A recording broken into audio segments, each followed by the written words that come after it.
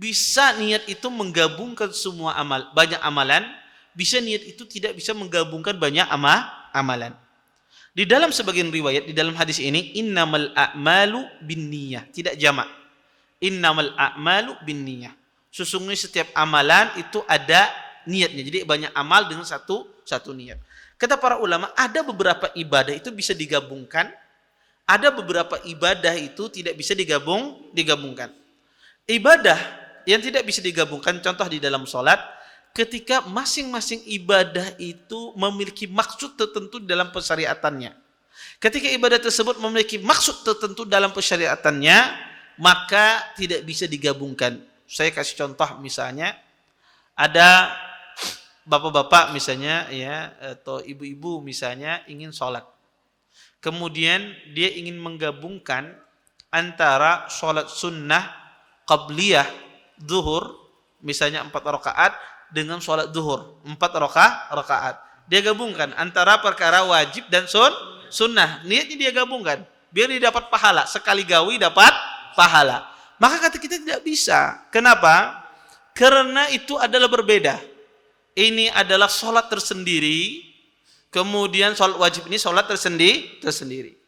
Atau contoh yang lain, seseorang ingin menggabungkan misalnya ibadah dia seperti puasa 6 hari di bulan Syawal, ya, dengan dia gabungkan dengan misalnya dengan puasa Senin Kamis misalnya, ataupun semisalnya. Atau seseorang menggabungkan puasa Senin Kamis atau puasa Daud misalnya, dia gabungkan dengan puasa hari Arafah misalnya. Bisa tidak? Maka kita katakan ini adalah puasa tersendiri. Tidak bisa digabungkan. Karena puasa Daud tersendiri, puasa hari Arafah tersendiri. Tetapi ada ibadah yang bisa digabungkan. Ya, karena dia tidak memiliki maksud tersendiri. Seperti misalnya sholat tahiyatul masjid. Sholat tahiyatul masjid ini bukan sholat tersendiri. Sholat tahiyatul masjid ini adalah sholat apa saja yang dikerjakan, itu sudah dikatakan sholat tahiyatul masjid ketika kita masuk masjid.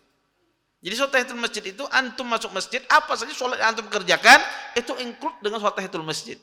Ketika Anda masuk masjid ingin sholat duha misalnya, dan menggabungkan dengan sholat tahiyatul masjid, boleh tidak 2 rakaat saja? Boleh. Kenapa? Karena dia sholat yang dikerjakan apa saja dikatakan sholat tahiyatul masjid ketika kita masuk masjid, walaupun niatnya sholat duha. Sholat sunnatul wudu misalnya. Sholat sunnatul wudu ini sholat apa saja dilakukan setelah wudu itu disebut sholat sunnatul wudu. Anda gabungkan niat sholat sunnatul wudu dengan sholat duha, boleh tidak? Boleh, tidak mengapa. Anda gabungkan sholat sunnatul wudu dengan sholat 2 rakaat sebelum zuhur, boleh apa tidak niatnya? Boleh, tidak mengapa. Seperti puasa contohnya. Kata Nabi SAW, 3 hari berpuasa setiap bulan. Walaupun sebagian ulama ada menafsirkan tanggal 13, 14, 15. Ada sebagian ulama hari apa saja 3 hari ini, bukan 13, 14, 15. Anda mengambil pendapat ini. Hari apa saja 3 hari tiap bulan. Kemudian Anda gabungkan puasa 3 hari tiap bulan ini, Anda gabungkan dengan puasa Senin Kamis. Boleh tidak? Boleh. Karena puasa 3 hari tiap bulan ini puasa apa saja.